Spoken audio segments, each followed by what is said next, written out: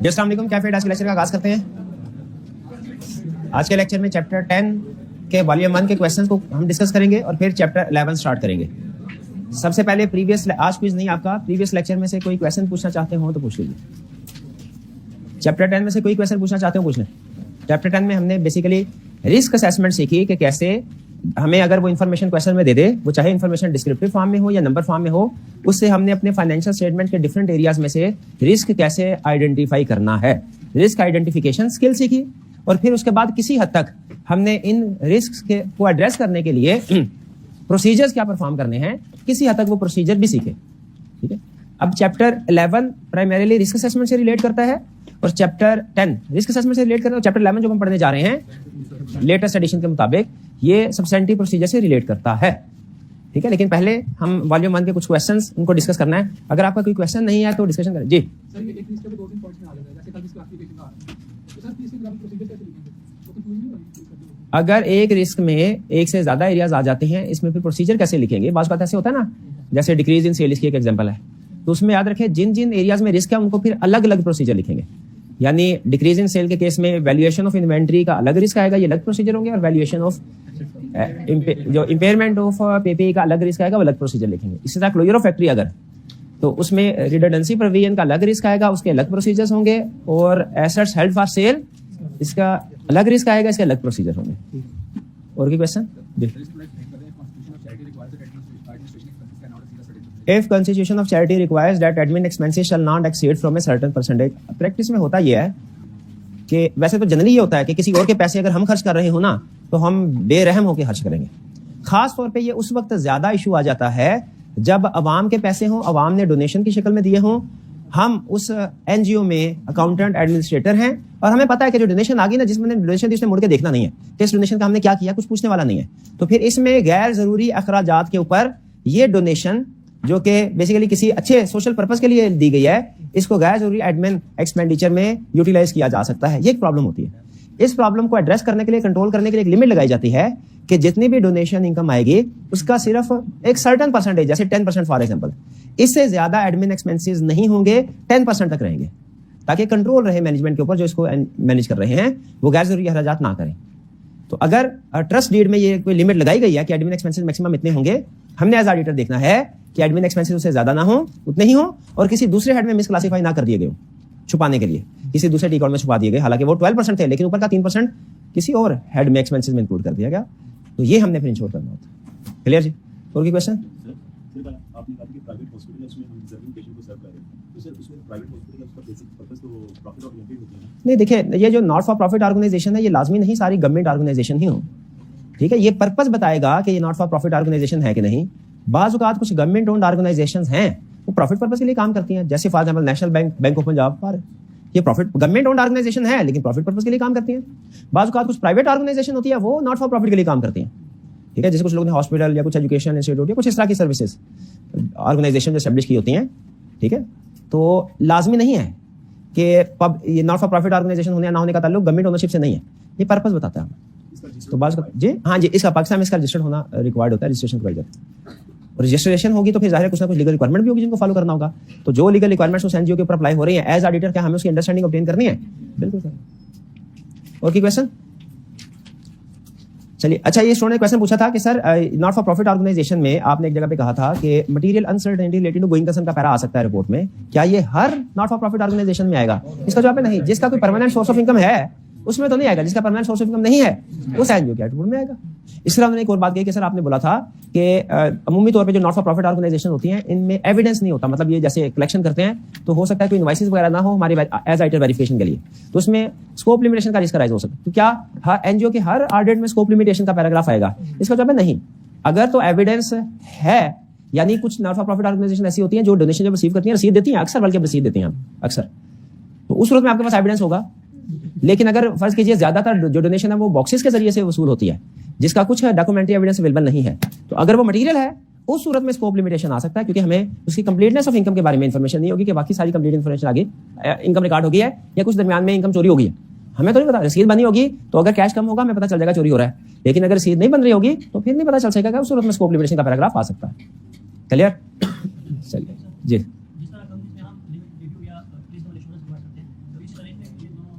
क्या not for profit organisation में भी दोनों लेवल ऑफ एश्योरेंस पॉसिबल है, रीजनेबल और लिमिटेड? इसका जवाब है यस, दोनों पॉसिबल जी। लेकिन उनके रिस्क असेसमेंट, प्लानिंग वगैरह सारे सेम ही होगा, उसी तरीके से।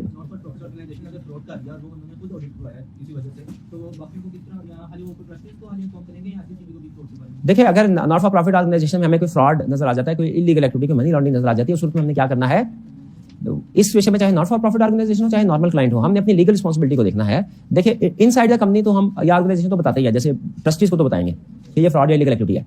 रेगुलेटरी अथॉरिटीज को कम्युनिकेट करना है कि नहीं, ये हमारे लीगल रिस्पांसिबिलिटीज पे डिपेंड करता है। अगर लीगली लॉ ने रिक्वायर किया है हमें कि कम्युनिकेट करें, फिर हम कम्युनिकेट करते हैं, वरना नहीं। और हमें कैसे पता चलता है लीगल रिक्वायरमेंट है कि नहीं, वो हम लॉयर से पूछते हैं, हमारा लॉयर हमें लीगल एडवाइस देता है। ठीक है, तो बाज़ औक़ात ये जो इलीगल एक्टिविटीज हैं या वायलेशंस हैं, ये हम कम्युनिकेट करना रिक्वायर्ड होता है। अगर रिक्वायर्ड है तो हम SCCP, FIA वगैरह दूसरी रेगुलेटरी अथॉरिटीज को बताएंगे, वरना नहीं। ऑडिट रिक्वायर्ड होना ना होना अलग बात है। लीगल रिक्वायरमेंट, फ्रॉड के केस में लीगल रिक्वायरमेंट डिस्क्लोज करना ये अलग है, ये लॉयर हमें बताता है। तो चलिए अब चलते हैं हम अपने चैप्टर 10 की तरफ। ये कुछ इजी क्वेश्चन भी है, डिफिकल्ट भी है, तो इसको हम ये कुछ रिप्रोडक्शन के क्वेश्चन भी है और कुछ केस स्टडीज भी हैं, तो इनको हम डिस्कस करते जाते हैं। पहला question, auditing techniques for audit testing now take cognizance of risk element in the modern auditing. यानी वो ये रिकॉग्नाइज करती हैं कि ऑडिटिंग में रिस्क असेसमेंट होनी चाहिए। In the light of this statement explain risk based audit approach and vouching based audit approach. हमने लेक्चर के स्टार्ट, इस चैप्टर के स्टार्ट में अप्रोचेस पढ़ी थी। कौन कौन सी approaches? System based approach, transaction, कोई तरतीब से ट्रांजैक्शन बेस्ड अप्रोच, फिर सिस्टम बेस्ड अप्रोच, फिर रिस्क बेस्ड अप्रोच, और मोस्ट कॉम्प्रिहेंसिव कौन सी थी जो अब यूज होती है? Risk based approach. यहाँ पे किस किस का डिफरेंस पूछ रहा है? ट्रांजैक्शन बेस्ड और रिस्क बेस्ड अप्रोच, शाबाश। और जो नॉट फॉर प्रॉफिट ऑर्गेनाइजेशन में हमने पढ़ा था, उसमें अमूमी तौर पे कौन सी अप्रोच फॉलो करते हैं? ट्रांजैक्शन बेस्ड अप्रोच, वो यही अप्रोच है। क्यों ट्रांजैक्शन बेस्ड अप्रोच? क्यों? क्योंकि अमूमी तौर पे कंट्रोल्स वीक होते हैं। Next question, to explain that term audit risk and 3 elements of risk that contribute to total audit risk. Audit को define करना है और इसके 3 elements बताने हैं। 3 elements कौन कौन से हैं जी? Inherent risk, control risk, detection। Define कर देंगे इनको। Examples हमें include करनी चाहिए? नहीं, example नहीं पूछी, marks भी कम है। सिर्फ inherent risk, control risk, detection risk। बल्कि मेरा ख्याल है अगर लिस्ट भी कर दे तो काफी है, क्योंकि audit risk की definition पूछी है उसने, 2 नंबर के हो जाएंगे। बाकी तीनों elements को लिस्ट भी कर ले तो मुझे लग रहा है काफी है। लेकिन अगर डिफाइन करने को है, डिफाइन कर देंगे। ये छोटी सी केस स्टडी टाइप क्वेश्चन आ गया, कह रहा है for each illustration given below identify the component of audit risk which is most directly related to illustration. ये 10 है, इसमें तकरीबन 8 आपको कर लेने चाहिए।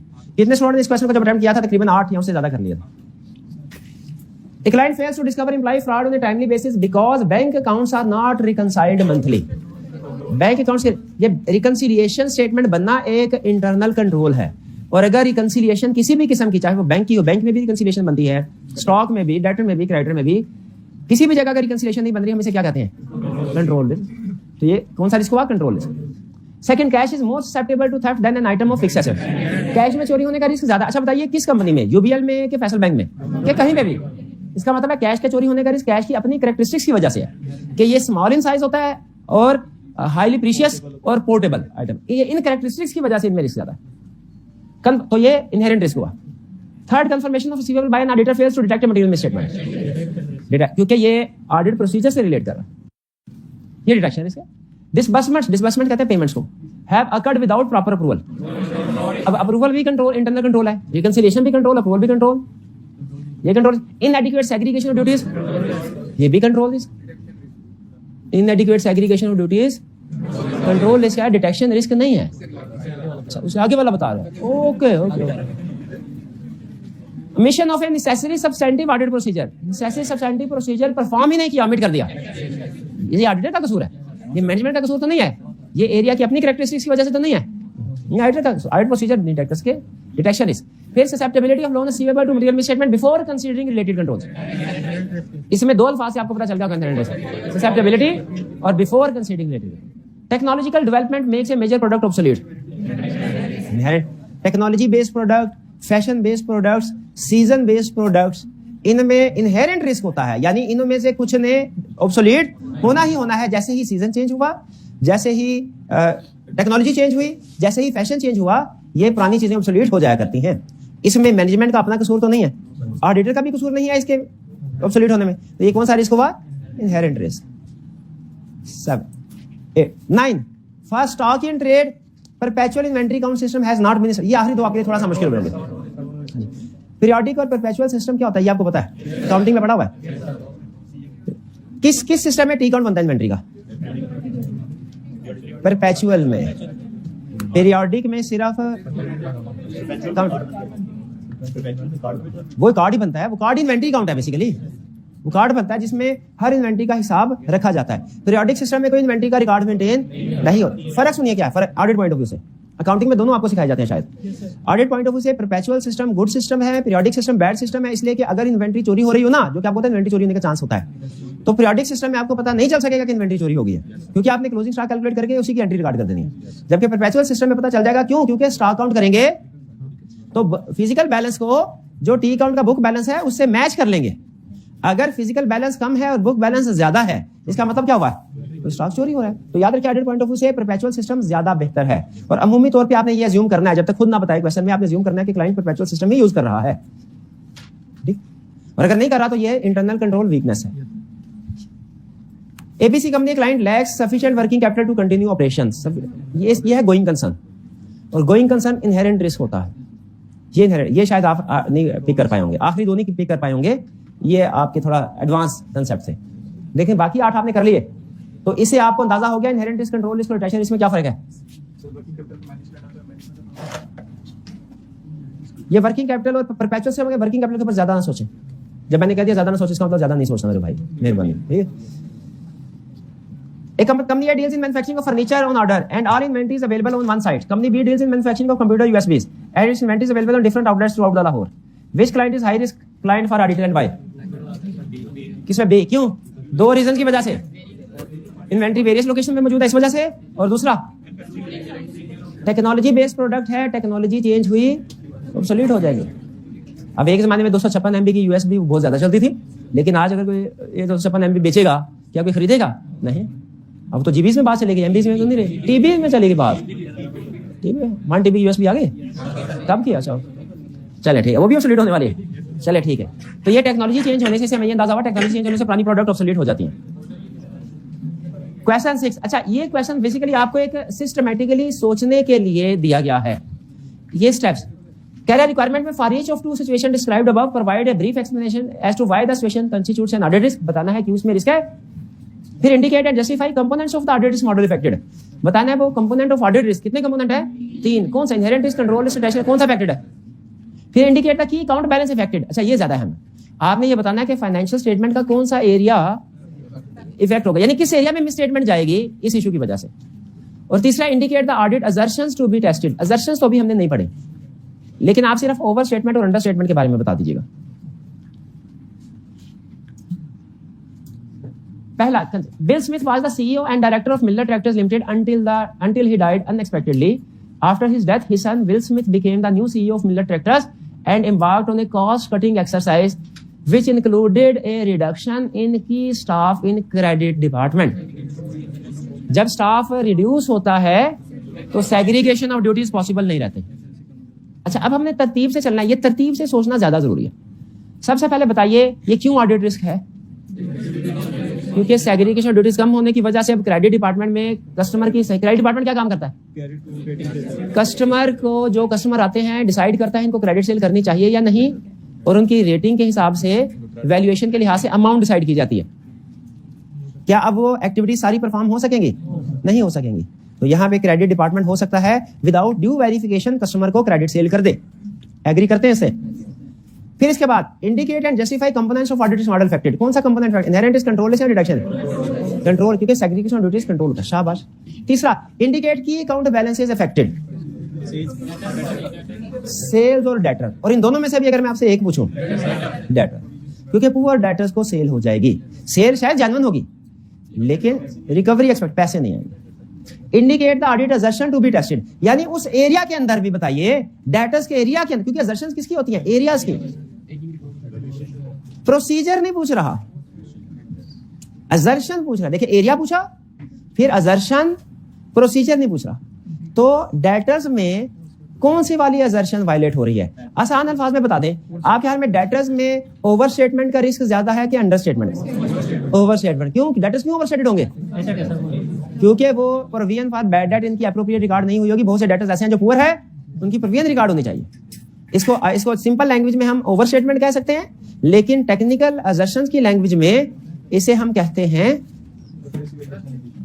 Valuation, accuracy, valuation and allocation. ये आज के लेक्चर में मैंने एक्सप्लेन करना है आपको, लेकिन समझ आ रहा है? रिस्क से एरिया, एरिया से असर्शन। आप अगर देखें ना तो आपने जो रिस्क असेसमेंट सीखी है ना, उसमें डिफरेंट हेडिंग में उसने सिर्फ एरिया नहीं बताया कि किस एरिया में रिस्क है, उस एरिया को फर्दर बताया है कि असर्शन भी कंप्लीटनेस का रिस्क है, या वैल्यूएशन का रिस्क है, या इंपेयरमेंट वगैरह का रिस्क है, एग्जिस्टेंस का रिस्क है। ठीक है, ये भी बताया। नोट किया आपने? सिर्फ उसने ये नहीं कहा एक्सपेंसेस के साथ over statement, under statement, existence, इस तरह के अल्फाज यूज किए हैं। आप नोट कीजिए, किए हैं। तो ये अल्फाज क्या होते हैं? एरिया और एरिया के साथ असर्शंस। नेक्स्ट क्वेश्चन 6 का part B. Your client is a large car manufacturer that uses an electronic data interchange system to transmit purchase order to its many supplier। यानी इलेक्ट्रॉनिक डाटा इंटरचेंज, आपको लग रहा होगा कि बड़ी कोई रॉकेट साइंस है, ईमेल के जरिए से भेजा। इलेक्ट्रॉनिक डाटा इंटरचेंज का मतलब क्या होता है? इलेक्ट्रॉनिकल इंफॉर्मेशन एक जगह से दूसरी जगह सेंड करना। तो इसका मतलब ये है ईमेल के जरिए से भेजा। एक सिस्टम होता है इंटीग्रेटेड सिस्टम, वो इससे ज्यादा एडवांस होता है। ईमेल का मतलब है सिर्फ हमने इनको ईमेल कर दी, वो पढ़ेंगे, अपने सिस्टम में खुद एंट्री करेंगे। इंटीग्रेटेड का मतलब है हमारा सिस्टम और क्लाइंट का सिस्टम आपस में एम्बेड, जुड़ गए। अब जैसे ही हम एंट्री करेंगे उसका इफेक्ट ऑटोमेटिकली क्लाइंट के सिस्टम में आ जाएगा। ये खास तौर पे वो कंपनीज जो अपने सप्लायर के साथ just in time inventory system को फॉलो करती है ना, उन्होंने अपना सिस्टम इंटीग्रेट किया होता है ताकि इमीडिएटली विद इन सेकंड्स हमारे ऑर्डर उन तक पहुंच जाए और अपडेट भी हो जाए उनका रिकॉर्ड। लेकिन ये बहरहाल क्या सप्लाई करें, बिल्कुल ठीक है। अच्छा, जैसे ही ऑर्डर जाना चाहिए उन्हें परचेज की, उस सप्लायर को परचेज की एंट्री कर लेनी चाहिए। गैस कीजिए, बताइए, क्या जैसे ही ऑर्डर सप्लायर तक जाए उसे परचेज की एंट्री कर लेनी चाहिए? तो कब करनी चाहिए? जब गुड्स डिस्पैच करें। ये केस स्टडी में उसने एरर्स के तौर पे आइडेंटिफाई किया था कि जैसे ही ऑर्डर आता है सेल परचेज रिकॉर्ड हो जाती है। हमने कहा नहीं, ऑर्डर आने पे नहीं, हाँ, डिस्पैच या रिसीव होने पे आपने रिकॉर्ड करना है। यहाँ पे देखिए क्या कहते हैं, each supplier electronically transmit an invoice which is credited directly to creditors account. अब ये देखिए, सप्लायर भी इलेक्ट्रॉनिकली इनवॉइस भेजता है जो कि क्रेडिटर के अकाउंट में डायरेक्टली क्रेडिट हो जाती है। यानी सप्लायर ने इनवॉइस भेजी और क्रेडिटर के अकाउंट में एंट्री हो गई। The goods usually take 1 or 2 weeks to arrive. Goods कब आती हैं? किसके? 1-2 हफ्ते के बाद। ऑर्डर के या इनवॉइस के? इनवॉइस के 1-2 हफ्ते के बाद गुड्स आती हैं। Once they have been received, a good receipt note is raised and matched with supplier's invoice and payment is authorized। जैसे ही आता है वो पेमेंट ऑथोराइज हो जाती है। बताइए इसमें कोई प्रॉब्लम नजर आ रही है सिस्टम में? ये एक अच्छी केस स्टडी है, बड़ी केस स्टडी का एक छोटा अच्छा हिस्सा है। क्या इसमें कोई आपको वीकनेस प्रॉब्लम नजर आ रही है? रिस्क क्या? परचेज पहले रिकॉर्ड हो जाती है। याद रखिए, परचेज रिकॉर्ड होनी चाहिए on receipt of goods, on receipt of invoices नहीं। ये काउंटिंग में आपने सीखा हुआ ना कि सेल और परचेज कब रिकॉर्ड होती है? जब ये का इनवॉइस ट्रांसफर हो। जी, तो provide brief explanation why situation consist audit risk, क्योंकि परचेज जल्दी रिकॉर्ड हो जाएगी, अर्ली रिकग्निशन होगी, गुड्स अभी रिसीव नहीं हुई। Indicated justified component of audit risk model, कौन सा कंपोनेंट? कंट्रोल, क्योंकि ये क्लाइंट के इंटरनल सिस्टम वीक है, उसमें गड़बड़ है, उसमें मसला, उसमें गलती है। Identify the key account balance affected, purchases और क्रेडिटर्स। और इसमें असर्शन कौन सी है? ओवरस्टेटेड। क्रेडिटर्स के अंदर मजीद सोचे कि अंडरस्टेटेड है या ओवरस्टेटेड है, कुछ सोच ही नहीं रहे भैया। क्रेडिटर और परचेजेस अंडरस्टेटेड है कि ओवरस्टेटेड है? बता। भी पढ़ा था, मैं भी वही पढ़ा रहा था, मेरे साथ क्यों नहीं पढ़ा? अंडरस्टेटेड, ओवरस्टेटेड कैसे? जितने होने चाहिए उससे ज्यादा अर्ली रिकॉर्ड हो गया है, पहले रिकॉर्ड हो गया। ये बस हमें क्या रिस्क असेसमेंट सिर्फ एरिया लेवल पे करनी चाहिए, यानी क्रेडिटर में रिस्क है, डेटर में रिस्क है, या कि असर्शन लेवल पे कि क्रेडिटर में ओवर स्टेटमेंट का रिस्क है कि अंडर स्टेटमेंट का, या कोई और डेटर्स में ओवर स्टेटमेंट का रिस्क है या कोई और। क्या कर एरिया लेवल पे के एरिया के बाद असर्शन लेवल पे भी? फिर से बताइए, रिस्क असेसमेंट एरिया लेवल पे होनी चाहिए कि उसके बाद स्पेसिफिक असर्शन लेवल पे भी? असर्शन लेवल पे भी, क्योंकि एरिया लेवल पे का मतलब कि आप सारी प्रोसीजर परफॉर्म कर देंगे। असर्शन लेवल का मतलब क्या है? उस स्पेसिफिक असर्शन में ओवर स्टेटमेंट का रिस्क है, उसके लिए कुछ और प्रोसीजर, अंडर स्टेटमेंट का रिस्क है, उसके लिए कुछ और प्रोसीजर। ठीक है, डॉक्टर भी स्कैन करता है, हमें मसला वो देखता है, भाई जिसम के किसी से में मसला है कि पूरी बॉडी के लिए मेडिसिन ठोक देता है, नहीं, वो देखता है मसला क्या है, मसला क्या है। ठीक है, हाँ, उसके मुताबिक जो उसी तरह ये समझ लीजिए जो एरिया है ना, ये असर्शन इसके बॉडी पार्ट्स हैं, तो हमने ये देखना है इस एरिया के अंदर फर्दर किस जगह पे प्रॉब्लम है, प्रोसीजर हमारे उस जगह के मुताबिक होंगे। ये असर्शन आज हमने डिटेल में स्टडी करना है। नेक्स्ट क्वेश्चन 7, अच्छा ये भी अच्छा क्वेश्चन, छोटे छोटे क्वेश्चन मैंने इसलिए सिलेक्ट किए हैं, ये बड़ी केस स्टडी को तैयार करने के लिए छोटे छोटे क्वेश्चन वार्म अप, और इनमें पहचानना है आपने फर्क। इसमें भी दो इश्यूज है। कह रहा है you are the audit partner responsible for audit of large consumer goods company. The chief executive is concerned that the controls over recording of sales in one of the division of the company are not strong. He has informed you the following. पहला, sales are very heavy in the last fortnight of the year. Fortnight कहते हैं 15 फिर कह रहा है divisional head is remunerated based on profits of the division. कह रहे हैं identify audit is based on the above information. इसमें क्या रिस्क है? सिर्फ सेल्स बोल दे कि सेल्स में रिस्क है कि सेल्स के आगे उसकी असर्शन भी बताएं। असर्शन टेक्निकली हमने नहीं सीखी, सिर्फ दो अल्फाज आपको दे रहा हूं। ओवर स्टेटमेंट का रिस्क है कि अंडर स्टेटमेंट? ओवर स्टेटमेंट का रिस्क है। अंडर स्टेटमेंट के प्रोसीजर लिखेंगे तो वो रेलिवेंट नहीं है। ओवर स्टेटमेंट ऑफ सेल्स से रिलेटेड प्रोसीजर लिखने चाहिए। ये दूसरा रिस्क कौन सा है? Divisional head is remunerated based on profits of the division. Profit बढ़ाने के। अच्छा ये किस एरिया में रिस्क है? एक्सपेंसेस। किस एक्सपेंस में रिस्क है? कॉस्ट ऑफ सेल्स में, ओवरऑल, और रेवेन्यू में भी ओवरऑल। तो ऐसे रिस्क जो एक एरिया से रिलेट ना करते हो, risk at financial statement level कहते हैं। तो मुझे बताइए अप्रोच क्या रखेंगे आप? Describe the audit approach for each of the. ना इस रिस्क के लिए अप्रोच कुछ और है। इस रिस्क के लिए अप्रोच होगी to address risk of over statement of sales. ये है प्रोसीजर एट असर्शन लेवल। इसके लिए क्या है?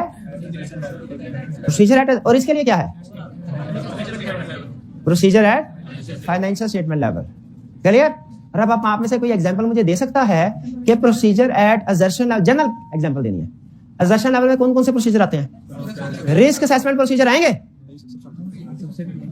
सब्सटेंटिव प्रोसीजर आएंगे, क्या टेस्ट ऑफ कंट्रोल आएंगे?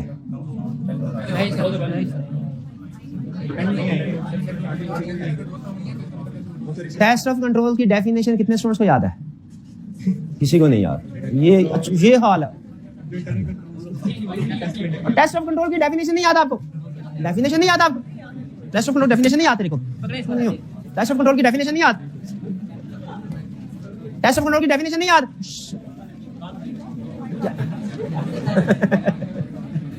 हो गया ऑडिट, हो गया, बस हो गया वो हो गया ऑडिट, हो गया, रहने दे, बस छोड़ दे। आगे चलते हैं, अगले सवाल पे चलते हैं, नेक्स्ट क्वेश्चन पे चलते हैं। बस ये बता दें, ये वाला रिस्क जो है इसको एड्रेस करने के लिए क्या करना पड़ेगा?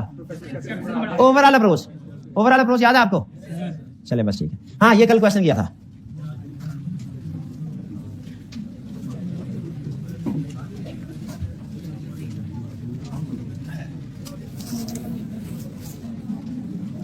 अलमदद। अच्छा, requirement, identify the inherent risk in the operations of AMF, briefly discuss effect of each of the risk on the audit of AMF. Requirement से नहीं पता चल रहा कि ये नॉर्मल रिस्क असेसमेंट का क्वेश्चन है या एनजीओ का। क्वेश्चन पढ़ के अंदाजा होगा। कहां से? नाम से और एक्टिविटीज से, ऑर्गेनाइजेशन के नाम से और एक्टिविटी से अंदाजा होगा। कह रहे Almadad foundation is a charitable organization. Foundation को अंडरलाइन करें, चैरिटेबल को अंडरलाइन करें। कंपनी होती ना हम प्रॉफिट वाली तो लिमिटेड लिखा होता, तो ये चैरिटेबल ऑर्गेनाइजेशन है। It receives donation. अच्छा, चैरिटेबल ऑर्गेनाइजेशन है, फौरन पहला रिस्क आ गया क्या? अगर इनका अपना कोई परमानेंट सोर्स ऑफ इनकम नहीं है ना, तो अनसर्टेनिटी इन इनकम है, गोइंग कंसर्न। फिर it receives donation which are utilised to help the destitute person in accordance with rules and regulation prescribed by AMF trust deed. लोगों से donation वसूल करते हैं जो कि गरीब गुरबा में वो खर्च करते हैं हेल्प करने के लिए ट्रस्ट डीड के मुताबिक। क्या ट्रस्ट डीड में लिखा होता है इस ऑर्गेनाइजेशन का मकसद क्या है और ये क्या काम करेगी? क्या ये ऑर्गेनाइजेशन उस काम के अलावा दूसरे काम के लिए पैसे इकट्ठे कर सकती है? उस काम के अलावा किसी दूसरी अच्छी एक्टिविटी पे पैसे खर्च कर सकती है? नहीं कर सकती।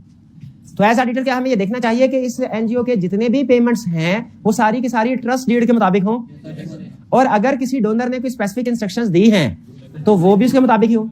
जैसे अगर हॉस्पिटल है वो हर तरह के मरीज का इलाज करता है, बिल गेट्स की तरफ से डोनेशन आई, उसने कहा सिर्फ पोलियो के मरीजों पे खर्च करने हैं ये पैसे, तो क्या दूसरे कैंसर के मरीजों पे खर्च किए जा सकते हैं? ये डोनर की इंस्ट्रक्शन है। बाज़ औक़ात इंस्ट्रक्शन ट्रस्ट डीड में होती है, बाज़ औक़ात इंस्ट्रक्शन डोनर की तरफ से होती है। कह रहा है डोनेशन आर, ये एज ऑडिटर हमें चेक करना होता है कि जितनी भी एक्सपेंडिंग हो फिर वो उस रूल्स के मुताबिक हो। Donation are received from following sources: cash collected from general public through charity boxes placed at key points in hospital, airport, superstore. क्या प्रॉब्लम है? पहला रिस्क कंप्लीट वेरियस सोर्सेज पे अवेलेबल है। वॉलंटियर्स को यूज कर रहे होंगे कंफर्म में, क्योंकि इनके पास अपना स्टाफ तो नहीं होगा कि उन्होंने हायर करके रखा होगा जिसका काम यही होगा कि हर मंथ एंड के ऊपर बॉक्सेस लेके आए। तो पहला रिस्क इसमें क्या आया हमारा? एक तो अनप्रेडिक्टेबल इनकम वाला आ गया रिस्क। दूसरा रिस्क में क्या आया? Completeness of income. कि सारे डोनेशन बॉक्सेस ईयर एंड पे ऑर्गेनाइजेशन में लाना और काउंट करना कितने पैसे हैं और इनकम रिकॉर्ड करना, ये सारा काम ईयर एंड पे मुश्किल हो जाता है। ये हमने पढ़ा था ना, इन्वेंटरी वेरियस लोकेशन पे हो तो काउंट करना। तो ये भी वही एग्जांपल है एक तरह से, कैश वेरियस लोकेशन पे है, उसकी एग्जिस्टेंस और कंप्लीटनेस को चेक करना मुश्किल है। और इवन अगर कर भी लेना, डोनेशन बॉक्सेस ले भी आए, तो भी आप कंप्लीटनेस के बारे में सर्टन नहीं हो सकते। क्यों नहीं हो सकते? उसने रास्ते में पैसे निकाल लिए, फिर निकाल सकते हैं ना पैसे। 5,000 का नोट निकाल लिया, नजर तो आ रहा होता है और बुला रहा होता है अपनी तरफ, हम उसकी आवाज सुन लेते हैं, रजाकार जो होते हैं। Cash and cheques received from individual and institutions at AMF office, जी ऑफिस से भी रिसीव, इसमें रिस्क निस्बतन कम है क्योंकि ऑफिस में अमूमी तौर पे रिसीव्स वगैरह दी जाती है। जो चेक आ रहे हैं उसमें तो बिल्कुल कोई प्रॉब्लम नहीं, कैश में प्रॉब्लम नहीं है अगर रसीद दी जा रही है। Third, cash from generous individuals who prefer to remain anonymous, वो लोग जो सिर्फ कहते हैं ये अच्छा ये हमारे लिए खतरा है। वैसे ये नेक लोग हैं, चुप करके आके पैसे दे जाते हैं, लेकिन आगे खतरा क्या है कि जिस बंदे को पैसे देकर प्रॉपर एंट्री ना हुई वो अपनी जेब में डाल सकता है। कुछ ऑर्गेनाइजेशन में ये रूल होता है कि हर रसीद बुक जो होती है ना, मैं आपको सिस्टम बताता हूं, आपने मुझे इसमें से फ्रॉड करके दिखाना है। सिस्टम ये है, एक एनजीओ हॉस्पिटल है, उसके काउंटर के ऊपर लिखा हुआ है कि अगर आप कोई चंदा देना चाहते हैं, साथ ही कैशी बंदा मौजूद है, इसको आप चंदा दे सकते हैं, लेकिन रसीद लेना ना भूलिए, उसकी रसीद लेना ना भूलिए। ताकि रसीद है ना, तो आपको पता है रसीद बुक में 2 पेजेस होते हैं, एक कॉपी भी होती है, वो नीचे वो लिखा काला कागज रखा होता है, उसको पता नहीं क्या कार्बन कॉपी बोलते हैं, ठीक है हाँ, उसका भी बड़ा यार क्या बताऊं, छोड़े इसको। आपको ट्रिक बता, इस्तेमाल कैसे करना है वो आप खुद देख लीजिएगा। उसको उल्टा देना उसका ब्लैक पेपर तो कार्बन पेपर, तो फिर वो नीचे डुप्लीकेट एंट्री नहीं होती है। ये कभी इस्तेमाल होता है एक जगह पे ये तरीका फ्रॉड का, खैर इसको छोड़े। तो उधर के रसीद जरूर लीजिए ताकि पता, एक दफा एंट्री होगी ना, डे एंड के ऊपर कैशियर को पकड़ देंगे कि भाई ये टोटल ये पैसे हैं, रसीद ये है। आप उस जगह के कैशियर हैं, आपने फ्रॉड करना है, क्या करेंगे? शाबाश, बेहतरीन। इन्होंने कहा जी अपनी रसीद बुक बनवा लेंगे, अनारकली जाए, उर्दू बाजार जाए, उन्हें कहें ये रसीद बुक है, इसके मुताबिक बना दे। वो कहते हैं सर रसीद बुक छोटी चीज है, हमें करेंसी नोट दें। वो आपको करेंसी नोट में जाली होते हैं, करेंसी नोट भी पुरानी बात, वो तो आईडी कार्ड भी जाली बन जाते हैं, तो क्या रसीद बुक जाली नहीं बन सकती? बन सकती है। अब मुझे बताइए, अब देखिए रिस्क असेसमेंट क्या कहती है, चोर बन के सोचना। हमने चोर बन के सोचा, फौरन पता चल गया कैसे रहा। अब इसका कंट्रोल बताएं, कंट्रोल बताएं। नंबर्स लिखे होंगे, वो तो दूसरी वाली के ऊपर भी लिखे होंगे, 1 बाय 1। कोई स्टैम्प वगैरह, स्टैम्प भी बन जाती है। सेग्रीगेशन ऑफ ड्यूटी या कैमरा से कम तो हो सकता है किसी हद तक रिस्क, लेकिन अगर किसी वक्त कैमरा खराब हो गया, सेग्रीगेशन ऑफ ड्यूटीज वाला छुट्टी पे चला गया या उसको भी साथ मिला लिया,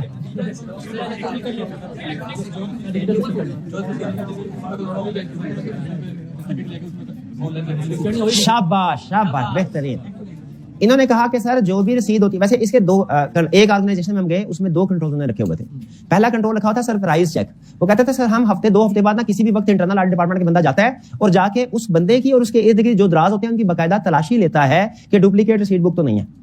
ये तलाशी लेने में ना बाज़ बंदा फील भी कर लेता है कोई, उसमें बाद लड़ाई भी हो जाती है, इसलिए जॉब से देने से पहले बता दिया जाता है भाई आपकी जॉब होगी, चेकिंग भी होगी, माइंड करना है तो भी बता दो किसी और बंदे को रखें।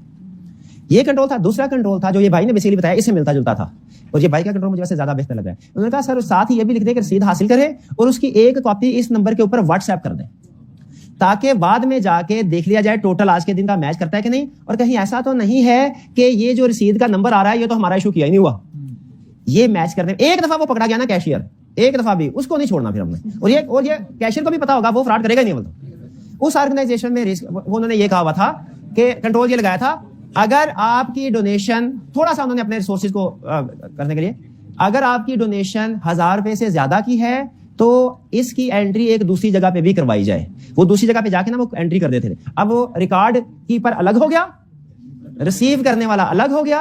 रिसीव करने वाला अगर कोई मिस एप्रोप्रिएशन करता भी है तो रिकॉर्ड करने वाले से पता चल जाएगा, मैच हो जाएगा। हालांकि हाँ दोनों मिल जाए, वो आपको पता है वो कोलिजन है, वो हमेशा इनहेरेंट लिमिटेशन, वो फिर इनहेरेंट लिमिटेशन बन जाएगी, इसमें हमारा कसूर नहीं होगा।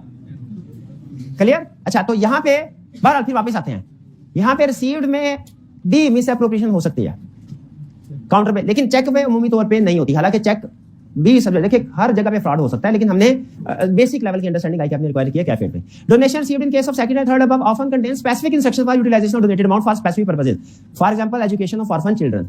तो ये रिस्क क्या हुआ? एक तो ये स्पेसिफिक इंस्ट्रक्शन वाला रिस्क आ गया, एक हमारा ये भी स्पेसिफिक इंस्ट्रक्शंस ही हैं डेस्टिट्यूट पर्सन जो ट्रस्ट डीड में लिखी है। हमने ये देखना होगा इसमें रिस्क क्या है, पहले वाला कि ट्रस्ट डीड में जो पर्पस है उसके अलावा किसी पर्पस के ऊपर पैसे खर्च हो रहे होंगे। हमने क्या देखना है, एक्सपेंसेस की डिटेल, और ये इंश्योर करना है एक्सपेंसेस जिस पर्पस के लिए हुए हैं वो ट्रस्ट डीड के मुताबिक लिखा हुआ। ये दूसरा रिस्क क्या है, ये स्पेसिफिक इंस्ट्रक्शंस। तो हमने इसमें क्या अप्रोच क्या होगी हमारी, कि इंश्योर करना लायबिलिटी के तौर पे रिकॉर्ड हो और फिर उसी पर्पस के लिए खर्च हो जिस पर्पस के लिए डोनर ने डोनेशन दिया।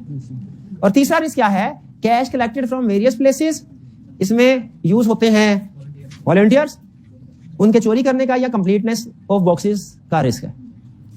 क्लियर हुई है बात, कोई प्रॉब्लम, रिस्क आइडेंटिफाई कर। और आपने ये देखा कि नॉट फॉर प्रॉफिट ऑर्गेनाइजेशन के रिस्क डिफरेंट है। रिस्क असेसमेंट नॉर्मल कंपनी में भी होती है, इसमें भी, लेकिन इसके रिस्क डिफरेंट, इसलिए तो उसने सिखाया हमें। जी मेरे भाई,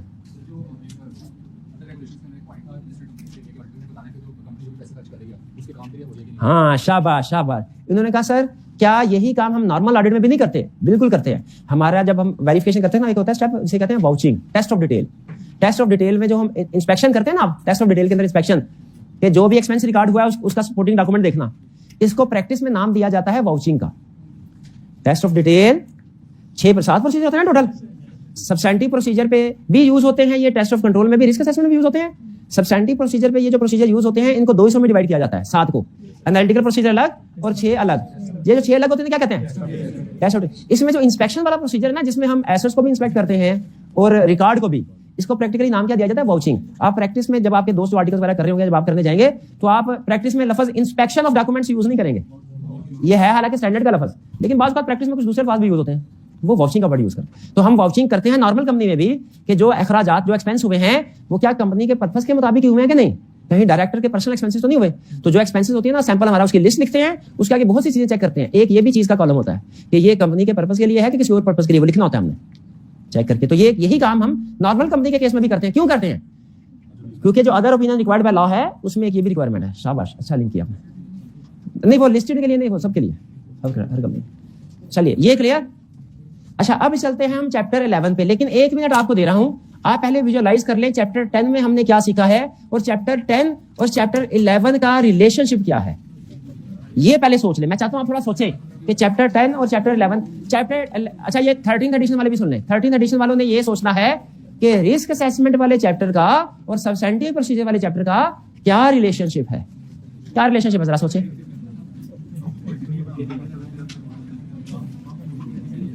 बस मोबाइल साइड में कर लें।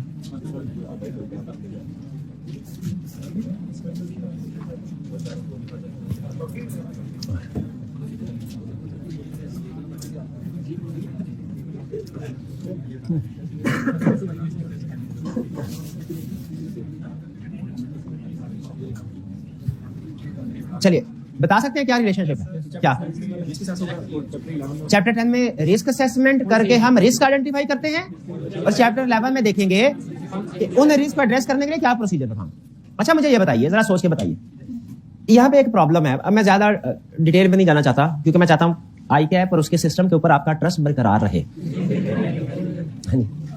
तो ज्यादा लेकिन एक प्रॉब्लम आपको आएगी, वो प्रॉब्लम अभी शेयर करना चाह रहा हूं। कंसेप्ट जरा ध्यान से आपने बिल्ड करना। अभी जो बात करने जा रहा हूं ये सारे चैप्टर पे अप्लाई होगी। 10 और 11 में आपने बताया सर चैप्टर 10 में रिस्क असेसमेंट करेंगे, चैप्टर 11 में प्रोसीजर। ये चैप्टर, ये जो 13th एडिशन यूज कर रहे हैं ना, वो भाई वो चैप्टर की एडजस्टमेंट खुद कर ले, क्योंकि उसमें एक चैप्टर आगे पीछे मतलब नंबर फर्क है। मैं 14th एडिशन के मुताबिक नंबरिंग कर रहा हूं, वरना ऑनलाइन पे 10 मैसेज आ जाने सर ये इनमें क्या आपने क्लास में बोला था, तो मैं 14th एडिशन के मुताबिक बोल रहा हूं, लेटेस्ट एडिशन। चैप्टर 10 में रिस्क असेसमेंट की, चैप्टर 11 में वो जो रिस्क आए होंगे उनको एड्रेस करने के प्रोसीजर क्या परफॉर्म करने हैं वो डिसाइड करना है। अच्छा मुझे बताइए, अगर रिस्क होगा, चैप्टर 10 से पता चला रिस्क है इन्वेंट्री में, तो उससे रिलेटेड प्रोसीजर हमें कहां मिलेंगे? चैप्टर 11 के किस लर्निंग ऑब्जेक्टिव में? 4 में। शाबाश, बेहतरीन। अगर रिस्क है डेटर्स में, उससे रिलेटेड प्रोसीजर में कहां मिलेंगे? Learning objective. बेहतरीन बेहतरीन। अगर रिस्क है क्रेडिटर में, तो प्रोसीजर कहां मिलेंगे? लर्निंग ऑब्जेक्टिव 9 में। बेहतरीन बेहतरीन। अगर रिस्क है फिक्स एसेट्स में, लर्निंग ऑब्जेक्टिव। बेहतरीन बेहतरीन। अगर रिस्क है इनटेंजिबल एसेट्स में, सुभान अल्लाह सुभान अल्लाह।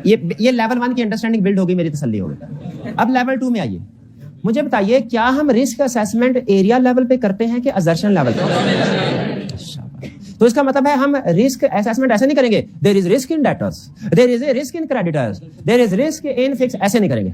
बेटी क्या करें, there is risk in overstate. अब मैं थोड़ा सा असर्शन की लैंग्वेज इस्तेमाल कर सकता हूं। There is risk in valuation of inventory, ये होगा there is risk in inventory. गलत रिस्क है, सही रिस्क क्या है, it is risk in valuation. क्यों? क्योंकि रिस्क असेसमेंट असर्शन लेवल पे होते हैं। टेक कर रहे हैं कंसेप्ट को? अच्छा मुझे बताइए, रिस्क असेसमेंट असर्शन लेवल पे होगी तो क्या प्रोसीजर्स भी असर्शन लेवल पे नहीं होंगे? क्या प्रोसीजर पूरे एरिया के जो मर्जी फिट कर दे, वो भी असर्शन लेवल। इसका मतलब है अगर रिस्क है वैल्यूएशन ऑफ डेटर्स का, कि डेटर्स पे प्रोविजन सही रिकॉर्ड नहीं की गई, रिस्क है वैल्यूएशन ऑफ डेटर्स का, तो क्या हमें डेटर्स के एरिया के सारे प्रोसीजर लिखने चाहिए कि सिर्फ वैल्यूएशन यानी प्रोविजन फॉर बैड डेट के? पक्की बात है। तो अब की बात मुझे बताइए, अगर रिस्क है वैल्यूएशन ऑफ डेटर्स में तो प्रोसीजर कौन से लिखेंगे? अब ये नहीं बोलना लर्निंग ऑब्जेक्टिव 5, अब लर्निंग ऑब्जेक्टिव 5 में जाके ढूंढे कि वैल्यूएशन और प्रोविजन के कौन से प्रोसीजर हैं। रिस्क भी असर्शन लेवल पे, प्रोसीजर भी असर्शन लेवल पे। असर्शन कितनी अहम है सोचे, असर्शन इज वेरी इंपॉर्टेंट। नजर आए? अच्छा अब मुझे ये बताइए, मैं आपसे पूछता हूं, इफ देयर पिछले साल की निस्बत इस साल क्रेडिटर टर्नओवर रेशियो कैलकुलेट की, वो कम थी, क्रेडिटर कम थे, हमने कहा there is risk in creditor, ठीक है कि गलत? गलत। अच्छा बात, हमने कहा there is risk of completeness of creditor. तब मुझे बताइए रिस्क असेसमेंट असर्शन लेवल पे की, इसमें प्रोसीजर कौन से परफॉर्म करने हैं?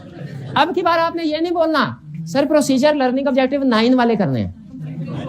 लर्निंग ऑब्जेक्टिव 9 में कंप्लीटनेस वाले पर जरा देखें हैं, इसका मतलब है क्रेडिटर के सारे प्रोसीजर लिखेंगे गलत, जो रेलिवेंट है वही लिखेंगे।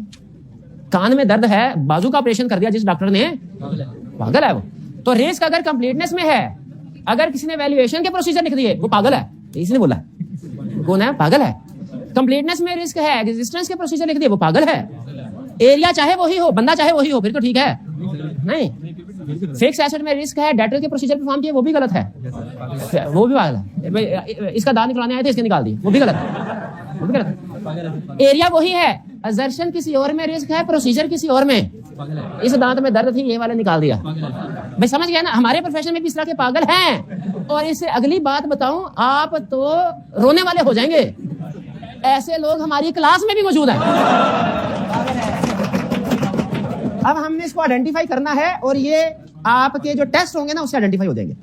फिर बताएं, बहुत अहम कंसेप्ट, बाकी के सारे कंसेप्ट एक सबसे अहम कंसेप्ट, रिस्क असेसमेंट भी असर्शन लेवल पे होगी, प्रोसीजर भी असर्शन लेवल पे होंगे। जहां पे रिस्क वहां पे प्रोसीजर। फिर से अगर मुझे बताइए रिस्क हो वैल्यूएशन ऑफ इन्वेंट्री का, प्रोसीजर इन्वेंट्री के कोई से भी चलेंगे तो उस असर्शन के ही। देखिए जरा इन्वेंट्री के एरिया में इस असर्शन के अलग से प्रोसीजर हैं, तो अब कौन से लिखने हैं? वही वाले। चलिए, हर एरिया की 6-6 असर्शन होती हैं, तो असर्शन पहले देख लेना है किस जगह पे रिस्क है, उस लिहाज से प्रोसीजर उसे बताने हैं, कोई से भी नहीं हवाई फायरिंग नहीं करने। अगर रिस्क हो इंपेयरमेंट ऑफ मशीनरी, फिर वैल्यूएशन, शाबाश। अगर रिस्क हो रीवैल्यूएशन ऑफ फिक्स एसेट, तो फिक्स एसेट के कोई से भी प्रोसीजर के रीवैल्यूएशन वाले लिखे, देखिए जरा, देखिए टीए भाई कोई है, टीए भाई कोई है नहीं है, उनसे कहिएगा जरा कुछ प्राइस ले। भाई देखिए रीवैल्यूएशन के प्रोसीजर है,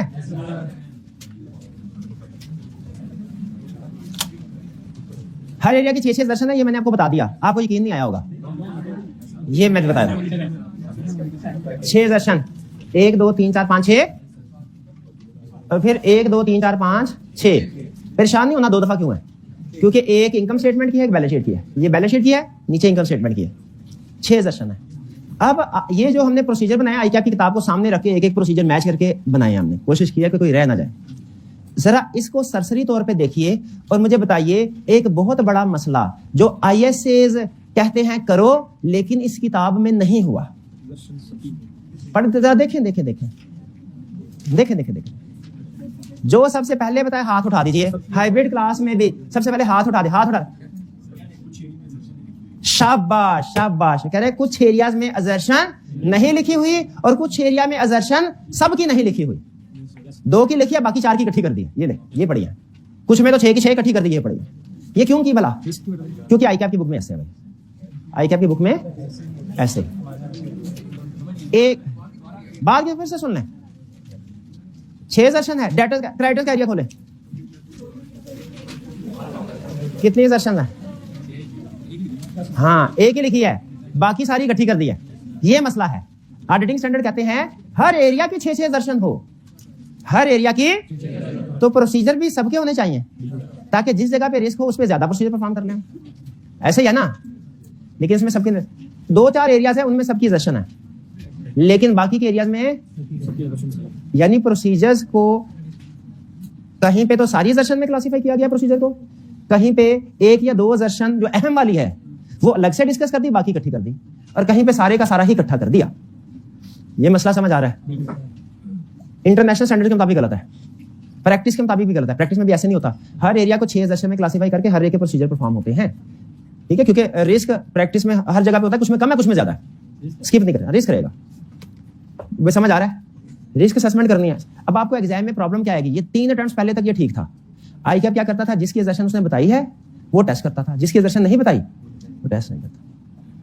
लेकिन अब ये पॉसिबल है कि वो किसी एरिया की, हालांकि मेरा नहीं ख्याल वैसे अभी वो करेगा, लेकिन मैं आपको तैयार रखना चाहता हूं ताकि आप इस तरह के क्वेश्चन को भी डील कर लें, कि हो सकता है वो आपसे किसी एरिया की assertion पूछ ले और कहे इस assertion से रिलेटेड प्रोसीजर बताओ। आपके सामने वो पूरा एरिया होगा, आपके सामने पूरा एरिया होगा। आपने फिर अपनी नॉलेज की बेस पे खुद से प्रोसीजर को क्लासिफाई करना है।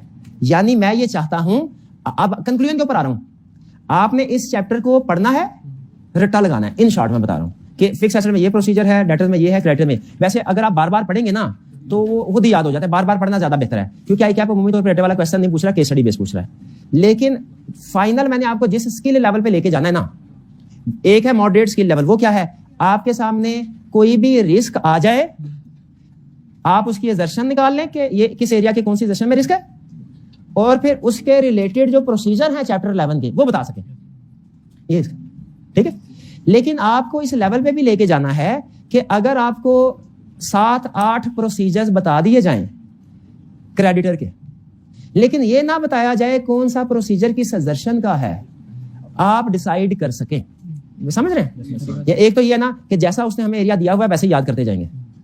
उसने असल में किया क्या है? इन्वेंट्री है ना, उसमें ज्यादा रिस्क, इन्वेंट्री में सबसे ज्यादा रिस्क होता है उसकी वैल्यूएशन में, ठीक है, उसने वो प्रोसीजर अलग से बता दिए, बाकी कम अहम थे उसको इकट्ठा कर दिया। डेटर्स में, प्रीमियम्स और बैड डेट में सबसे ज्यादा रिस्क होता है, आपको भी पता है, वो उसने अलग कर, बाकी सबको इकट्ठा कर दिया। क्रेडिटर में सबसे बड़ा कंप्लीटनेस में होता है, वो उसने बाकी अलग कर दिया। आई कैप ने इतना किया, मैंने आपको इससे एक स्टेप आगे लेके जाना है। वो जो उसने इकट्ठे किए हैं ना, उनको भी आप आइडेंटिफाई कर सके कि इसमें कौन सा प्रोसीजर किस assertion से रिलेट करता है। ये एहतियातन, क्योंकि उसने एक दफा ये सवाल पूछ लिया था, तो आप, ये है आसान, मुश्किल नहीं है, लेकिन मैं सिर्फ आपको बताना चाह रहा हूं कि हम आई कैप से एक स्टेप आगे जाएंगे, क्योंकि एक दफा आई कैप ने ये क्वेश्चन पूछ लिया था, तो हमने इसको भी कवर करना है। यानी जो assertion उसने, जो प्रोसीजर उसने दिया, जो क्लासिफिकेशन दिया, हम तैयारी उसी लिहाज से करेंगे, लेकिन एक फर्दर स्किल अपने आप में ऐड करनी है आपने। क्या? कि कोई भी प्रोसीजर आ जाए आप उसे बता सके। ये तो आपको आंखें बंद करके पता चल जाएगा ना किस एरिया का है, ये तो आंखें बंद करके पता चलेगा। दूसरा, उसकी कौन सी assertion है, यानी अगर मैं 2 assertion इकट्ठी कर दूं, 2 assertion के प्रोसीजर, और आपसे कहूं जरा निकाल लो इसमें से कि कौन से वाला प्रोसीजर किस assertion का, आप निकाल पाएंगे? आपको इस काबिल होना चाहिए ना भाई। डॉक्टर का जो असिस्टेंट होगा, अगर मेडिसिन सारी इकट्ठी हो जाए, पोलियो की भी इकट्ठी हो जाए और फ्लू की भी इकट्ठी हो जाए, बाकी भी, तो क्या उस असिस्टेंट को इस काबिल होना चाहिए मेडिसिन को देख के अलग कर ले? इतना तजर्बा होना चाहिए, ये छोटी गोली किसकी है, ये कैप्सूल किसका है, ये बड़ी गोली, ये लाल रंग वाला है, तो तजर्बे से पता चल जाता है ना। बात बात ऐसे होता है, ये अच्छा प्रोफेशनल को पता चल जाता है। कभी ऐसे होता है घर वाले कहते हैं मेडिसिन लेके आओ, आप देखते हैं वो इतनी कुछ छिल्ली होती है मेडिसिन, उसका नाम नहीं पढ़ा जाता, लेकिन आप मेडिकल स्टोर वाले के पास जाते हैं, वो उसको देख के बता देता है कि ये कौन सी वाली मेडिसिन है, हालांकि नाम नहीं लिखा। ऐसे कभी होता है कि नहीं? हमने उस लेवल का प्रोफेशनल बनना है कि हमें उसने प्रोसीजर बता दिया, ये नहीं बताया assertion कौन सी, हम उसे बता दे भाई ये इस एरिया का प्रोसीजर है और इस assertion के लिए है, तो बता देंगे कि नहीं? ये स्किल है प्रोसीजर अल्टीमेट। ये स्किल किताब आई की बुक में नहीं सिखाई उसने, लेकिन सीखनी है। और आप देखें, ये कोई अनहोनी किस्म की स्किल नहीं है, कंसेप्ट अच्छे हो तो आप कर सकते। क्लियर? तो जितनी क्लासिफिकेशन किसी एरिया के अंदर 6 assertion होंगी, किसी में 5, किसी में 4, किसी में 3, किसी में 2, जैसे जैसे हम वैसे ही पढ़ेंगे इसको। लेकिन एडिशनली मैं टेस्ट और अंडरस्टैंडिंग में भी और असाइनमेंट में भी ये स्किल आपकी चेक करता रहूंगा कि आपको रैंडम प्रोसीजर बता दिए, बताओ assertion कौन सी है। लेकिन उसके लिए आपको पहले सीखना पड़ेगा assertions है कितनी, assertions है कितने 6। अच्छा, सबसे पहले assertion की डेफिनेशन, जैसे मैं करवाऊं आपने वैसे करना है। assertion की डेफिनेशन पे जरा नहीं सोचना, रट्टा लगाना है। assertion का जो मतलब है वो डेफिनेशन में बिल्कुल नहीं लिखा हुआ, तो जो डेफिनेशन में लिखा हुआ है वो नीचे उसे बिल्कुल समझ नहीं आएगी। आप रट्टा लगा लेना, पूछ सकता है, समझना नहीं है assertion को। समझने के लिए assertion क्या है? एक एरिया के 6 हिस्से जो हमने चेक करने हैं। एक एरिया में भी मसला हो, एक assertion में भी मसला हुआ तो मतलब उस एरिया में मसला है। एक असर्शन भी मिसस्टेटेड तो मतलब वो एरिया मिसस्टेटेड। पहली चीज मुझे बताएं, इनकम स्टेटमेंट है, 5 चीजें कौन कौन सी होती हैं? Income statement, balance sheet, cash flow statement, notes of accounts. इनमें कौन सी 2 चीजें हैं जो बाकी 3 चीजों से बनती हैं? कैश फ्लो स्टेटमेंट और statement of changes in equity, ये बाकी के 3 चीजों से बनती हैं। एग्री करते हैं कि नहीं भाई? कैश फ्लो स्टेटमेंट के भी क्वेश्चन किए हैं। इनकम स्टेटमेंट, बैलेंस शीट और कैश फ्लो स्टेटमेंट हो तो इनकम स्टेटमेंट, बैलेंस शीट और नोट्स ऑफ अकाउंट्स हो, कैश फ्लो स्टेटमेंट बना सकते हैं। Income statement, balance sheet, notes of accounts हो, स्टेटमेंट ऑफ चेंजेस बना सकते हैं, बिल्कुल बना सकते हैं। तो इसका मतलब ये हुआ कि अगर हम 3 चीजें वेरीफाई कर ले तो चूंकि बाकी 2 चीजें इन 3 चीजों से बनती हैं, वो ऑटोमेटिकली वेरीफाइड। एग्रीड? तो असल टास्क हमारा 5 चीजें वेरीफाई नहीं करना कंप्लीट सेट में, 3, income statement, balance sheet, notes of account. अच्छा मुझे बताइए, नोट्स ऑफ अकाउंट्स इंडिपेंडेंट होते हैं कि इन्हीं एरिया की फर्दर एक्सप्लेनेशन होती है? तो मुझे बताइए, सेल्स को वेरीफाई कर रहे हैं, सेल्स को अलग वेरीफाई करें, उसके नोट्स को अलग वेरीफाई करें, कि सेल्स को वेरीफाई करते हुए रिलेटेड नोट्स की वेरिफिकेशन? तो इसका मतलब नोट्स ऑफ अकाउंट्स भी अलग होके इनके साथ मिल जाएगा। तो हमने सेल्स को वेरीफाई करते हुए ही इसके नोट्स को वेरीफाई करना है, इन्वेंटरी को वेरीफाई करते हुए ही रिलेटेड नोट्स को वेरीफाई। इसका मतलब नोट्स अकाउंट्स को भी डिलीट कर दें, ये मर्ज होके इनकम स्टेटमेंट और बैलेंस शीट के एरियाज के साथ ही वेरीफाई। ठीक है, तो असल में हमने 2 चीजों को वेरीफाई करना है, इनकम स्टेटमेंट के एरियाज को, बैलेंस शीट के। बैलेंस शीट के एरियाज को अकाउंटिंग में बैलेंस शीट बोलते हैं, ऑडिट की लैंग्वेज में अकाउंट बैलेंस बोलते हैं, account balance at period end, क्योंकि ये क्लोजिंग बैलेंस शो कर रही होती है ना बैलेंस शीट की जितने भी। और इनकम स्टेटमेंट के एरियाज को अकाउंटिंग में इनकम स्टेटमेंट के एरिया बोलते हैं, ऑडिट में classes of transaction and events बोलते हैं, क्योंकि इसमें सारी ट्रांजैक्शन आ रही होती है, बैलेंस नहीं आ रहा होता, ट्रांजैक्शन आ रही है, sales, purchase, payroll, repair expense, admin expenses, balance नहीं आता, ट्रांजैक्शन आती है। आइंदा आपने ऑडिट में बैलेंस शीट को बैलेंस शीट नहीं बोलना, अकाउंट बैलेंसेस बोलना है, इनकम स्टेटमेंट को इनकम स्टेटमेंट नहीं। तो मुझे बताइए किसको वेरीफाई करना चाहिए, क्लासेस ऑफ ट्रांजैक्शन को या बैलेंस शीट को? दोनों को। बैलेंस शीट का कोई अच्छा, ये जेनेरिक डेफिनेशन है, यानी बैलेंस शीट के हर एरिया के लिए हम इसको एरिया स्पेसिफिक भी बना सकते हैं। जैसे उसने लिखा है कि अकाउंट बैलेंस शीट का कोई भी एरिया होगा ना, उसके 6 हिस्से हैं जो हमने वेरीफाई करने हैं, 6 तरह से वेरीफाई करना है। बैलेंस शीट का कोई भी एरिया हो, कितनी तरह से? नंबर 1 एग्जिस्टेंस देखो उसकी, क्या कि वो एग्जिस्ट करता भी है कि नहीं। एग्जिस्टेंस की दर्शन का मतलब क्या है? पहले अकाउंट बैलेंस को अंडरलाइन कर लें ताकि आपको याद रहे ये बैलेंस शीट की दर्शन है। एग्जिस्टेंस का दर्शन का मतलब क्या है? ये चेक करना है कि ऐसा लायबिलिटी एग्जिस्ट करते हैं कि नहीं, भाई मौजूद भी है कि नहीं, गायब तो नहीं है, मौजूद होने चाहिए। एग्जिस्ट। राइट्स एंड ऑब्लिगेशन का मतलब क्या है? कि मौजूद है, कंपनी के होने चाहिए। ये राइट्स का ताल्लुक एसेट से है, ऑब्लिगेशन का ताल्लुक लायबिलिटी से है, लेकिन दोनों को सिंगल फ्रेज के तौर पे बोला जाता है। गाड़ी किराए पे ली, नीचे गोदाम में खड़ी करवा दी, एग्जिस्टेंस है, एग्जिस्टेंस मसला है कि नहीं। एक्यूरेसी, वैल्यूएशन एंड एलोकेशन, सही अमाउंट सही वैल्यू पे रिकॉर्ड हुई हो, जैसे गाड़ी है फिक्स, उस पर डेप्रिसिएशन सही रिकॉर्ड हुई हो। इन्वेंट्री है, अगर डैमेज है तो एनआरवी पे रिकॉर्ड हुई हो।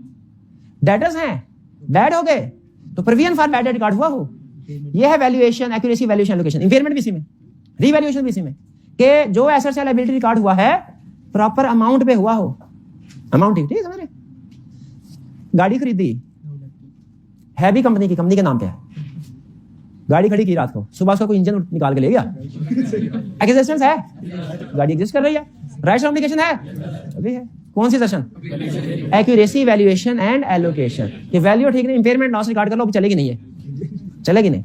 इन्वेंट्री मौजूद थी, हमारी ही थी, रातों रात आग लग गई, डैमेज हो गई, एग्जिस्टेंस है, राइट्स ऑब्लिगेशन भी है, एक्यूरेसी, वैल्यूएशन है, क्योंकि प्रॉपर्ली अमाउंट में नहीं है। कुछ समझ आया? कंप्लीटनेस का मतलब क्या है? सारी चीजें रिकॉर्ड हुई हो कंप्लीटली, कुछ रह ना गया हो। अगर पता चला हमारा कुछ स्टॉक है वो थर्ड पार्टी के पास है, वो इधर स्टॉक शीट में रिकॉर्ड नहीं हुआ, एग्जिस्टेंस है, यानी हमारा एग्जिस्ट कर रहा है, राइट्स ऑब्लिगेशन हमारा है, एक्यूरेसी, अमाउंट भी ठीक है, कंप्लीट नहीं है, रिकॉर्ड नहीं हुआ।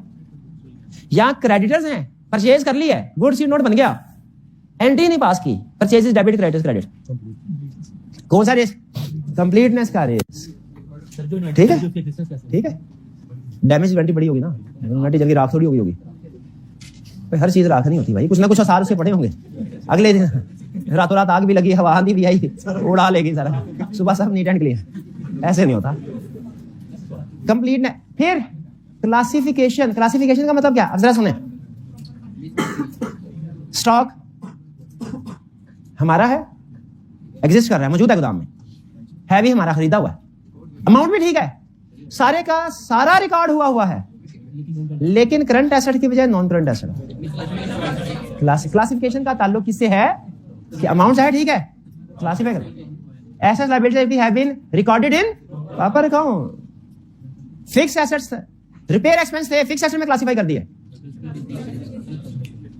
क्लासिफिकेशन समझे? क्लासिफिकेशन प्रेजेंटेशन का ताल्लुक डिस्क्लोजर से है कि जो भी डिस्क्लोजर, ये नोट्स ऑफ अकाउंट्स के लिए है। नोट्स ऑफ अकाउंट्स में साथ ही हम चेक करते हैं ना कि तकरीबन हर एरिया से रिलेटेड आईएफआरएस में डिस्क्लोजर होते हैं ना, तो यहाँ पे सिर्फ ये कह रहा है कि जो भी डिस्क्लोजर रिक्वायर्ड है वो आपने इंक्लूड कर देना है। क्लियर?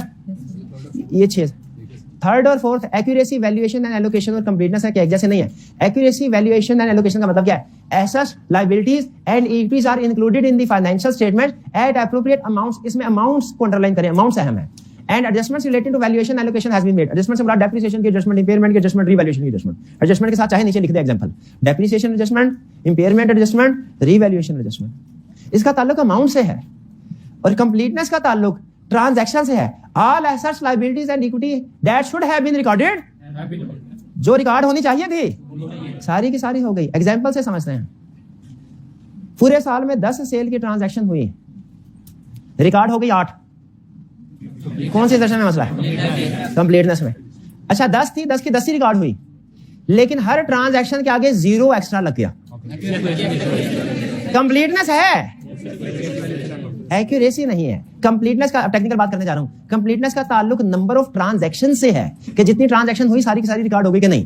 एक्यूरेसी, वैल्यूएशन, एलोकेशन का ताल्लुक अमाउंट ऑफ ट्रांजैक्शन से, अमाउंट सही हुई कि नहीं। मेरे को समझ आ रहा है?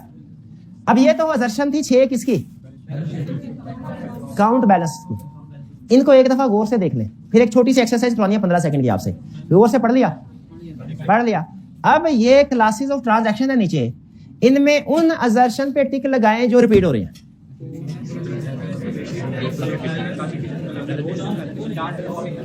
चार रिपीट हो रही हैं, अक्रस नहीं हो रही, एक्यूरेसी हो रही है, कट ऑफ नहीं हो रही, कंप्लीटनेस हो रही है, क्लासिफिकेशन भी है, प्रेजेंटेशन भी। ठीक है? अच्छा अब एक 10 सेकंड की एक्सरसाइज और 20 सेकंड की। कंप्लीटनेस की असर्शन दोनों जगह पे है। हेडिंग सेम है, देखिए एक्सप्लेनेशन भी सेम है कि नहीं। हाँ, उधर एसेट्स लायबिलिटी का वर्ड यूज हुआ है, ट्रांजैक्शन एलिमेंट्स का। कुछ स्टूडेंट क्या करते हैं, कहते हैं सर सेम है, उधर ही हेडिंग याद की हुई है, इधर फड़का दे, 0 नंबर मिल जाता है। क्यों 0 नंबर मिलता है? एक्सप्लेनेशन फर्क है, इसका ध्यान रखना। क्लासेस ऑफ ट्रांजैक्शन में कौन कौन सी assertion? Occurrence, accuracy, cut off, completeness और क्लासिफिकेशन। अकरेंस का मतलब क्या है? ऑल ट्रांजैक्शन जो कि रिकॉर्ड हो गई है, एक्चुअली अगर हुई हो, जो रिकॉर्ड हो गई है वो अगर हुई हो। यानी फोकस स्टार्टिंग पॉइंट कहां से है? रिकॉर्डेड अमाउंट से, और फिर सपोर्टिंग डॉक्यूमेंट को चेक करना है। अकरेंस का मतलब क्या? जो रिकॉर्ड हो गई है, एक्चुअली अकर हुई है कि नहीं। कंप्लीटनेस का मतलब क्या है? जो अकर हो गई है वो रिकॉर्ड हुई है कि नहीं। कंप्लीटनेस में स्टार्ट कहां से करना है? सपोर्टिंग डॉक्यूमेंट्स, और फिर कहां? समझ रहे? नहीं समझ रहे? नहीं समझ। अकरेंस और कंप्लीटनेस। अकरेंस का मतलब क्या? जो रिकॉर्ड हो गई वो अकर हुई है कि नहीं। और कंप्लीटनेस मतलब क्या? जो अकर हो गई है और रिकॉर्ड होनी चाहिए थी, वो रिकॉर्ड होगी कि नहीं। Should have been recorded, have been recorded. समझ रहे हो फर्क? बैलेंस शीट का एरिया में अकरेंस की बजाय लफ्ज एग्जिस्टेंस इस्तेमाल होता है। बैलेंस शीट में एग्जिस्टेंस का मतलब क्या है? कि जो भी एसेट रिकॉर्ड हुए हैं बैलेंस शीट में, गोदाम में एग्जिस्ट करते हैं कि नहीं। और कंप्लीटनेस का मतलब क्या है? जो भी एग्जिस्ट करते हैं रिकॉर्ड हुए हैं कि नहीं। कंसेप्ट सेम है, लफ्ज का फर्क है। एक्यूरेसी का मतलब क्या है? अमाउंट ट्रांजैक्शन सही होगी। इसमें वैल्यूएशन नहीं है, क्योंकि इनकम एक्सपेंस की वैल्यूएशन नहीं होती, वैल्यूएशन एसेट लायबिलिटी की होती है। ऐसा ही है ना। इसमें सिर्फ एक्यूरेसी, वैल्यूएशन एलोकेशन नहीं। क्यों? वैल्यूएशन एसेट लायबिलिटी की होती है, इनकम एक्सपेंस की नहीं होती। कभी सैलरीज की वैल्यूएशन कभी देखी है कहीं? देखेंगे भी नहीं। रिपेयर एक्सपेंस की वैल्यूएशन नहीं देखेंगे, नहीं होती।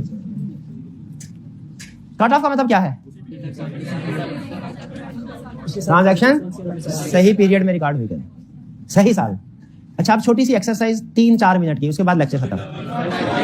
किताबें बंद कर दें, किताबें बंद कर दें। एक दफा फिर से, एक दफा मेरी फरमाइश में भाई, एक दफा फिर से ऐसे ना कर यार, देख कितनी अच्छी आवाज थी तेरी, शाबाश। हाँ सीरियस क्यों हो गया? वैसे ऐसे ना कर, देख एक्टिंग कितनी करता है। चले आपने दर्शन बतानी है। रिस्क है कि सेल्स ट्रांजैक्शंस हुई हैं, गुड डिस्पैच नोट हुए हैं 10 और ट्रांजैक्शन रिकॉर्ड हुई हैं सेल्स काउंट में 12। कौन सी असर्शन एट रिस्क है? अकरेंस। अकरेंस है ना, रिकॉर्ड हुई है, एक्चुअली करनी है, एक्चुअली कर 10 हुई है, रिकॉर्ड 12 हो गई। अच्छा, अकर हुई है 10, सेल्स ट्रांजैक्शन रिकॉर्ड हो गई 8, कंप्लीट, बेहतरीन, पास, 2 नंबर हो गए, नोट करेंगे, 12 में से नंबर देने इनको 2। तीसरा, हुई थी सेल्स की ट्रांजैक्शन 10, रिकॉर्ड भी 10 हुई हैं, हर ट्रांजैक्शन की अमाउंट गलत है। नंबर कार्ड सिर्फ एक्यूरेसी है, एक्यूरेसी वैल्यूएशन एलोकेशन नहीं है। शाबाश, हाँ 2 नंबर पे। अच्छा आप सुने, ये हो गया 10 का अमाउंट ठीक थी। अच्छा आप बताएं नेक्स्ट, है 10 सेल्स की ट्रांजैक्शन लेकिन रिकॉर्ड हो गई है अदर इनकम में, नंबर का अकरेंस बोल दिया। ये क्लासिफिकेशन है, क्लासिफिकेशन ने अकरेंस बोला है, इसने अकरेंस बोला है, ये क्लासिफिकेशन है। आगे, सेल्स 10 हैं, सेल्स में ही रिकॉर्ड हुई 10 ही रिकॉर्ड हुई, लेकिन इस साल नहीं अगले साल, ये ठीक है, दे नंबर हटा। सेल्स से रिलेटेड डिस्क्लोजर्स रिक्वायर्ड थे लेकिन नहीं, बिल्कुल ठीक है, बिल्कुल ठीक है, 4 हो गए, 4। अभी बैलेंस शीट, हमारे पास थी 10 गाड़ियां, रिकॉर्ड हुई बैलेंस शीट में 8, कंप्लीटनेस थी 10, रिकॉर्ड हो गई 12। अकरेंस कार्ड नंबर अकरेंस बोल रहे हैं, कई बोल रहे हैं, अकाउंट बैलेंस में तो अकरेंस की सेशन होती नहीं है। कार्ड नंबर एक ये हो गया ना ना ना ना 10 गाड़ियां थी, 10 की 10 रिकॉर्ड हुई हैं, बस मसला इतना है स्टार्ट नहीं होती कोई भी उनमें से।